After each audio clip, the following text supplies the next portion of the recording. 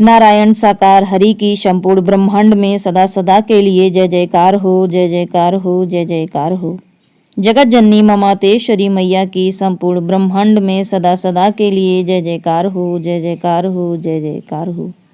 साथ संगत जी, हर इंसान का सपना होता है कि वह दुनिया में अपनी अलग पहचान बनाए। यह पहचान उसकी स्वयं की योग्यता के अनुसार हो। वह कुछ ऐसा करे जिससे वह अपने माता पिता के नाम से नहीं बल्कि उसके नाम से उसके माता पिता की पहचान हो। कुछ ऐसा ही विचार रखता था एक लड़का जिसके पिता आसपास के क्षेत्र में बहुत बड़े व्यापारी के नाम से जाने जाते थे। व्यापारी पूरी तरह से सर्वगुण संपन्न था। उसके पास किसी भी प्रकार की कोई कमी नहीं थी। अगर कमी थी तो सिर्फ उसे अपने बेटे की कमी होने का एहसास होता, क्योंकि उसका बेटा उसके व्यापार में उसकी मदद नहीं करता था बल्कि अपने लिए कुछ करने का हुनर ढूंढता रहता था। एक दिन उस लड़के के पिता ने उससे कहा कि बेटा, तुम व्यर्थ के कामों में उलझे रहते हो। इससे अच्छा है कि तुम मेरी व्यापार में सहायता करो। अब मेरी भी उम्र हो चली है, आखिर तुम्हें ही यह सब तो संभालना है। मेरे मरने के बाद मेरी सारी संपत्ति के वारिस तुम ही तो हो। बेटा थोड़ा मुस्कुराया और कहा कि पिताजी, मेरा आपके व्यापार में मन नहीं लगता है। मैं चाहता हूँ कि मैं धनुर्विद्या सीखूं और यह विद्या इतनी निपुण हो कि मेरी विद्या के आगे सभी धनुर्धर फीके पड़ जाएं। बेटे की इस तरह की बातों को सुनकर व्यापारी बड़ा परेशान हुआ और अपनी पत्नी से जाकर कहा कि पता नहीं हमारे बेटे को किसकी नज़र लग गई है। जाने कब से धनुर्विद्या की रट लगाए बैठा है। आखिर इतना बड़ा हमारा व्यापार है और यह धनुर्विद्या सीखने चला गया तो हमारे इस व्यापार को कौन संभालेगा। पत्नी ने समझाते हुए कहा कि देखो जी, आप परेशान मत हो। हम अपने बेटे को 3 साल का समय देंगे। यदि 3 साल में इसने धनुर्विद्या सीख ली तो हमारा ही नाम रोशन होगा, और यदि इन 3 सालों में यह धनुर्विद्या न सीख पाया तो फिर यह आपके व्यापार को आगे बढ़ाने में पूरा मन लगाएगा। व्यापार में आपका पूरा पूरा हाथ बंटवाएगा। व्यापारी को अपनी पत्नी की बातें अच्छी लगीं, इसलिए उसने अपने पुत्र को बुलाया और कहा कि बेटा, यदि तुम धनुर्विद्या सीखना चाहते हो तो ठीक है, मैं तुम्हें 3 साल का समय देता हूँ। तुम जिस गुरु के पास जाना चाहते हो उसके पास जा सकते हो और अपनी धनुर्विद्या सीख सकते हो, लेकिन तुम्हारे पास सिर्फ 3 साल का समय है और इन 3 सालों में प्रत्येक माह में तुम जो भी सीखोगे उसके बारे में हमें खबर करनी होगी। बेटा बहुत खुश हुआ और अपने पिता की बात को स्वीकार कर लिया। वह एक बहुत बड़े चर्चित धनुर्धर गुरु के पास गया और उसने अपने पिता की सारी बात बताई कि 3 साल में उसे धनुर्विद्या में निपुण होना है। यदि ऐसा नहीं हुआ तो उसे उसके पिता के व्यापार में हाथ बटाना पड़ेगा और व्यापार करना उसे पसंद नहीं है। गुरु ने उस लड़के की सारी बातें सुनी और सुनने के बाद गुरु ने कहा कि मेरी 3 शर्तें हैं। यदि तुम इन तीनों शर्तों का ठीक से पालन करोगे तो मैं तुम्हें धनुर्विद्या सिखाऊंगा। बेटे ने कहा ठीक है, आप अपनी शर्तें बताएं। गुरु ने कहा पहले ये कि तुम अपने गुरु को बिना बताए कभी भी इधर उधर नहीं जाओगे। दूसरी है कि धनुर्विद्या यदि एक बार तुमने सीखना शुरू कर दिया तो उसे बीच में छोड़कर नहीं जा पाओगे, तुम्हें इसे पूरा सीखना पड़ेगा। और तीसरी है कि मैं जिस काम के लिए भी जिस वक्त तुमसे कहूँगा तुम्हें वो काम करना पड़ेगा। बेटे ने कहा ठीक है, मैं ऐसा ही करूँगा। गुरु की सारी शर्तें स्वीकार कर लेने के बाद जब बेटा आश्रम पहुँचा तो गुरु ने कहा कि यहाँ आश्रम है, यहाँ सभी लड़के अपना काम स्वयं ही करते हैं। तुम्हारे साथ जो आरामदायक सामान है और जो सेवक हैं, ये सेवक और आरामदायक सामान अपने पिता के घर पहुंचा दो और इन सेवकों से कहो कि अपने पिता की सेवा करें। आज से तुम स्वयं अपने सभी कार्य करोगे, यहाँ तुम्हें कोई सेवक नहीं मिलेगा। लड़के ने कहा ठीक है, मैं ऐसा ही करूँगा। उस लड़के ने सारा सामान सेवकों को दे दिया और कहा कि तुम वहीं रहना, यहाँ मत आना। अब पहला दिन शुरू होता है। गुरु ने उस लड़के से कहा कि तुम सिर्फ अपनी सांसों पर ध्यान दो और एकांत में रहने की आदत डालो। मैं तुम्हें दिन में धनुर्विद्या सिखाऊंगा और रात में सोने से पहले तुम्हें एकांत में स्वयं को शांत करना होगा और फिर इस शांत वातावरण में जो ध्वनियाँ निकल रही हैं उन ध्वनियों को सुनना पड़ेगा। यही अभ्यास करना है। बेटे ने कहा, ठीक है, मैं ऐसा ही करूंगा। अब गुरु बेटे को धनुर्विद्या सिखाना आरंभ करते हैं। जैसा कि आप जानते हैं कि यह लड़का बहुत ही धनी परिवार का था। इसके अधिकांश काम इसके सेवक किया करते थे और यहाँ इसे अपने काम स्वयं करने पड़ रहे थे। कुछ ही दिनों में यह लड़का थकने लगा, हताश होने लगा, निराश होने लगा। अब इसका मन धनुर्विद्या में नहीं लगता। इसने यहाँ पर कई मित्र बनाए। कुछ लड़कों ने तो इसे अमीर घर का लड़का समझकर खुद ब खुद दोस्ती कर ली, और ऐसा होना संभव भी है क्योंकि जिसके पास पैसा होता है उसके हजारों मित्र होते हैं। इनमें से कुछ लड़कों की संगत अच्छी थी तो कुछ लड़के अच्छी संगत वाले नहीं थे। इन लड़कों के साथ में रहकर इस लड़के की भी आदतें बिगड़ने लगी। अब इसका ध्यान करने में मन नहीं लगता, इधर उधर की बातों पर ध्यान लगाता। जब भी साधना के लिए बैठता तो साधना में भी मन नहीं लगता। रात में अपने गुरु को बिना बताए इधर उधर भी चला जाता और अपने मित्रों के साथ मिलकर जंगल में जाकर गप्पे मारता। इसी कारण वह रात में सो नहीं पाता और फिर सुबह जल्दी भी नहीं उठ पाता। नींद न पूरी होने के कारण साधना के समय भी वह सोता रहता। अब इसको अपने घर की याद सताने लगी, अपने माता पिता की याद आने लगी, वहाँ के ऐशो आराम की याद आने लगी और इस तरह से धीरे धीरे समय गुजरने लगा। और गुजरते समय के साथ 1 साल बीत गया। तब शिष्य से गुरु ने कहा कि तुमने अब तक कितनी धनुर्विद्या सीखी है, जरा हमें भी बताओ। तो शिष्य शर्मिंदगी से नजरें झुकाए खड़ा हो गया और कहा कि हे गुरु, अब मेरा मन ध्यान करने में नहीं लगता है, धनुर्विद्या सीखने में नहीं लगता है। तब गुरु ने कहा, देखो, मैंने तुमसे पहले ही कहा था, यदि यह शिक्षा तुमने प्रारंभ कर दी तो फिर तुम इस शिक्षा को बीच में छोड़कर नहीं जा सकते, और यदि इसे बीच में छोड़कर जाना चाहते हो तो पहले मेरा एक काम करना होगा, और यदि यह काम तुमने अच्छी तरह से कर दिया तो तुम अपने घर जा सकते हो। वह लड़का अपने गुरु की बात मान गया और काम करने के लिए तैयार हो गया। तब गुरु ने कहा कि ठीक है, यहाँ से उत्तर दिशा की ओर तुम्हें जो पहाड़ दिखाई दे रहा है, तुम्हें इस पहाड़ की चोटी तक जाना है और यह पहाड़ चढ़ते हुए तुम्हें पूरा 1 दिन का समय लग जाएगा।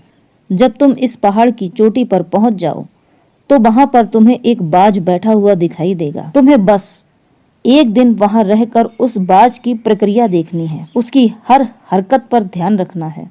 वह क्या करता है, क्यों करता है, कैसे करता है, उसकी हर स्थिति पर नजर रखनी है और वापस आकर मुझे उसका सारा हालचाल बताना है। फिर मैं तुमसे एक सवाल करूंगा और यदि तुमने उस सवाल का उत्तर सही सही दे दिया तो तुम अपने घर जा सकते हो, नहीं तो तुम्हें जबरदस्ती यह धनुर्विद्या सीखनी पड़ेगी।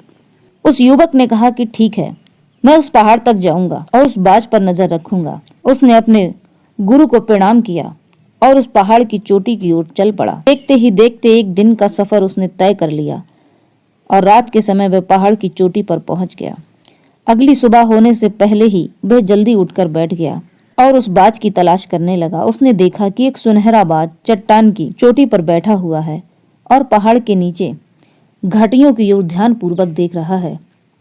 वह नौजवान युवक उस बाज को देखकर बहुत खुश हुआ और वहीं एक पत्थर के पीछे छिपकर उसकी सारी हरकतें देखने लगा। उस नौजवान युवक ने देखा कि कुछ चरवाहे अपनी भेड़ बकरियों को उसी घाटी में चराने के लिए लाए हैं और तभी उस युवक की नजर उस बाज पर पड़ी जो एकदम शांत बैठा था, जिसकी नजरें घाटी में चरने वाली सभी भेड़ बकरियों पर थीं। लेकिन तभी अचानक उस बाज ने एक लंबी उड़ान भरी और नीचे की ओर गोता लगाते हुए वह चरवाहों के पास पहुंचा। जब तक चरवाहा की नजर उस बाज पर पड़ती तब तक बाज ने उन भेड़ बकरियों में से एक बकरी के बच्चे को अपने पंजे में जकड़ लिया और एक लंबी उड़ान भरी, फिर उस पहाड़ की चोटी पर जा बैठा। वह नौजवान युवक यह सब अपनी आंखों से देखकर बहुत हैरान रह गया। वह समझ चुका था कि गुरु ने इस पहाड़ की चोटी पर उसे क्यों भेजा है। वहां पूरा 1 दिन गुजारने के बाद वह शिष्य उस पहाड़ से नीचे उतरा और वापस अपने गुरु के आश्रम जा पहुंचा। तब गुरु ने कहा कि अच्छा बताओ, तुमने वहां क्या देखा। तब नौजवान युवक कहता है कि गुरुजी, वह बाज तो बहुत ही चालाक है, शातिर है, तेज दिमाग वाला है। काफी देर तक वो यूं ही शांत बैठा रहा, लेकिन जैसे ही अपना शिकार नजर आया उसने शिकार तय किया और एक उड़ान भरी और उड़ान के साथ अपना शिकार करता है और किसी को इसकी खबर तक नहीं हो पाती। जब तक लोगों को पता चलता तब तक शिकारी शिकार कर चुका था। वह बाज बहुत ही चतुर है, शातिर है, ताकतवर है और साथ ही साथ तेज दिमाग वाला है। इस पर गुरु हंसते हुए कहते हैं, बेटा तुमने बाज आज देखा है, यदि तुम 2 महीने पहले देख लेते तो तुम अपनी आंखों पर यकीन नहीं कर पाते। ऐसे बाज केवल पहाड़ी इलाकों पर ही पाए जाते हैं। इनकी उम्र 80 वर्ष की होती है, लेकिन जब इनकी आधी उम्र अर्थात 40 वर्ष की उम्र पूरी हो जाती है तो वह शिकार नहीं कर पाते और इन्हें एक महत्वपूर्ण निर्णय लेना पड़ता है, क्योंकि इस अवस्था में उनके शरीर के 3 महत्वपूर्ण अंग खराब होने लगते हैं। पहला, पंजे, जो कि लंबे और लचीले हो जाते हैं, जिससे उन्हें शिकार को पकड़ने में दिक्कत होने लगती है और वह अपने शिकार को नहीं पकड़ पाते। दूसरा, इनकी चोंच आगे की ओर मुड़ जाती है और भोजन निगलने में इन्हें मुश्किलों का सामना करना पड़ता है और ये भोजन ठीक से कर भी नहीं पाते हैं। तीसरा, इनके पंखों का वजन भारी हो जाता है और भारी होने के कारण ये पंख इनके सीने से चिपक जाते हैं और पूरी तरह से आसमान में खुल नहीं पाते हैं, जिस कारण ये लंबी उड़ान भी नहीं भर पाते हैं। इस वक्त इनके पास 2 ही रास्ते बचते हैं, या तो ये शरीर छोड़ दें या फिर खुद में बदलाव करें। इनका शरीर मृत्यु की ओर बढ़ने लगता है, लेकिन उसकी विशेषता तो यही है कि यह अपनी मृत्यु को स्वीकार नहीं करता। जहाँ पहला रास्ता सरल और तुरंत समाधान देने वाला है, वहीं दूसरा रास्ता अत्यंत पीड़ादायी और लंबा है। उस समय यह बाज पीड़ा को चुनता है और खुद में बदलाव करता है।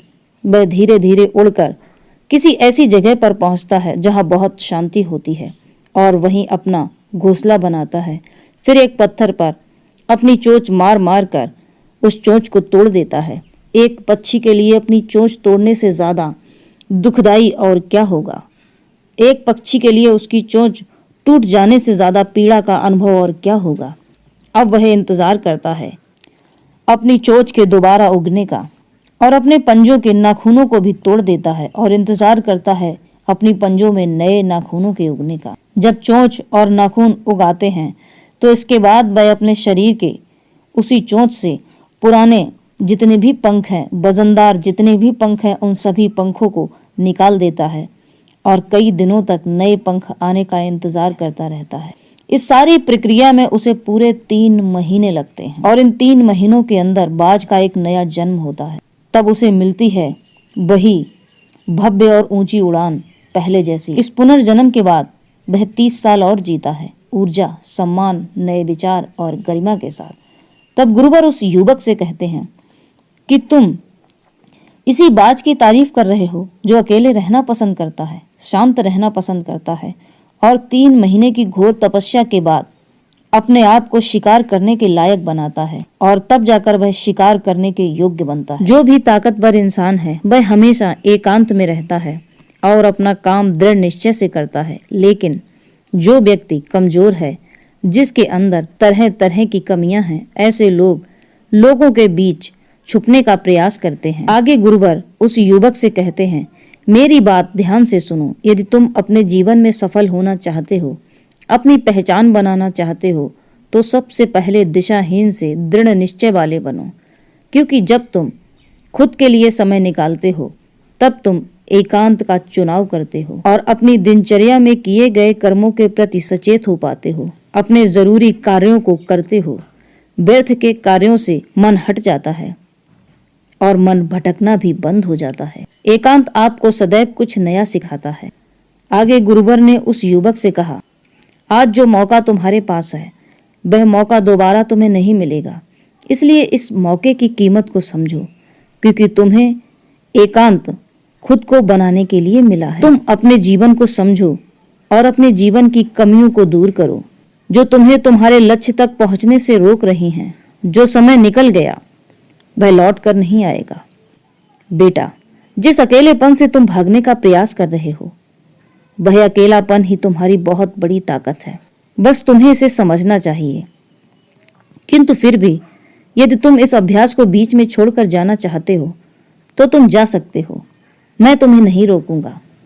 तुम ऐसे लोगों के साथ अपना समय बिताते हो जो स्वयं अपने लक्ष्य को नहीं जानते हैं। उनके साथ रहकर तुम भी दिशाहीन हो जाओगे और तुम भी यह समझ नहीं पाओगे कि तुम्हें अपने जीवन में क्या करना है।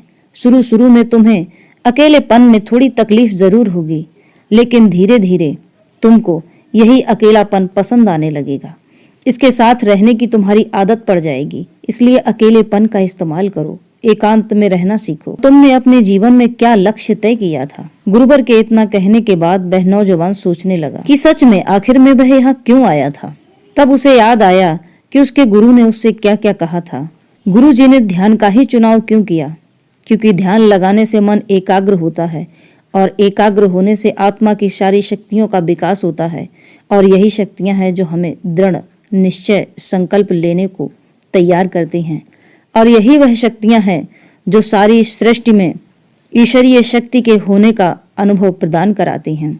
यदि इंसान अपने अकेलेपन का इस्तेमाल करना सीख जाए तो यही अकेलापन एक दिन उसके लिए एकांत बन जाएगा और यही एकांत एक दिन इंसान की मदद करने लगता है। उसके अंदर की छुपी सारी शक्तियां बाहर निकल कर आ जाती हैं और एकांत में रहकर जिस अभ्यास को वह बराबर करते रहता है उसी अभ्यास में उसे एक सृष्टि नजर आने लगती है।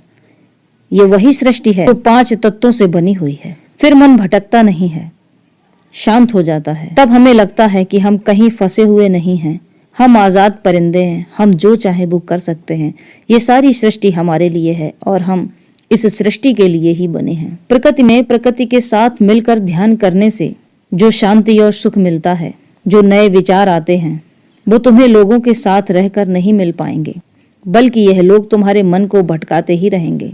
और जब तुम प्रकृति के साथ मिलकर ध्यान लगाओगे तो तुम्हारे विचार भी शांत वातावरण जैसे शांत रहेंगे और अपने लक्ष्य तक तुम पहुंच जाओगे। तब तुम्हें आभास होगा कि तुम प्रकृति के साथ जुड़े हो और फिर अकेलेपन का प्रभाव हमेशा के लिए खत्म हो जाएगा। फिर तुम पूरी तरह से अकेलेपन का फायदा उठा सकोगे और इसी तरह लक्ष्य को जीता जाता है। इन सभी बातों को ध्यान करने के बाद उस युवक ने निश्चय किया कि वह इस आश्रम को छोड़कर नहीं जाएगा और अपने लक्ष्य की प्राप्ति के लिए वह हर संभव प्रयास करेगा और एक सर्वश्रेष्ठ धनुर्धर बनेगा। यदि आप अपने जीवन में कोई लक्ष्य प्राप्त करना चाहते हैं तो कुछ अलग पाने का प्रयास छोड़ दें, जबकि जब हम कुछ अलग और कुछ खास पाने का प्रयास करने लगते हैं तो हम भूल जाते हैं कि हमारा लक्ष्य क्या है। यह प्रयास ही हमें दिशाहीन कर देता है, हमें हमारे लक्ष्य से भटका देता है, क्योंकि हमारा मन विचलित होने लगता है, कुछ अलग पाने के लिए निरंतर प्रेरित करता रहता है और फिर हमारा ध्यान हमारे लक्ष्य की तरफ नहीं जा पाता है। हम अलग पाने में ही फंसते चले जाते हैं और लक्ष्य तक नहीं पहुंच पाते हैं। यदि आपको अपना लक्ष्य हासिल करना है तो अधिक पाने का प्रयास छोड़कर केवल अपने अभ्यास पर ध्यान केंद्रित करें और देखें कि आप अपने लक्ष्य को कैसे प्राप्त कर रहे हैं, कहाँ पर इसमें कमी है। इस लक्ष्य को पाने में ऐसी कौन सी चीज है जो आपको रोक रही है, उन चीजों को दूर करने का प्रयास करें। सत्संगत जी, आज का यह ज्ञानवर्धक प्रसंग आपको कैसा लगा, हमें कमेंट में अवश्य बताएं। यदि आप हमारे इस चैनल पर नए हैं तो इस चैनल को सब्सक्राइब करें। खुश रहें, खुशियां बांटें और अपने आसपास के सभी लोगों का ध्यान रखें। सत्संगत जी, यह जीवन एक ही बार मिला है, इसे यूं व्यर्थ बर्बाद ना करें। साथ ही साथ परमपिता परमेश्वर, अखिलेश्वर, सर्वव्यापी सर्वेश्वर नारायण साकार हरि का स्मरण, भजन, कीर्तन और उनके प्रवचनों का श्रवण करते रहें, उनके वचनों का पालन करते रहें। तो प्रेम से कहिए कि नारायण साकार हरि की संपूर्ण ब्रह्मांड में सदा सदा के लिए जय जयकार हो, जय जयकार हो, जय जयकार हो। जगत जननी ममातेश्वरी मैया की संपूर्ण ब्रह्मांड में सदा सदा के लिए जय जयकार हो, जय जयकार हो, जय जयकार हो।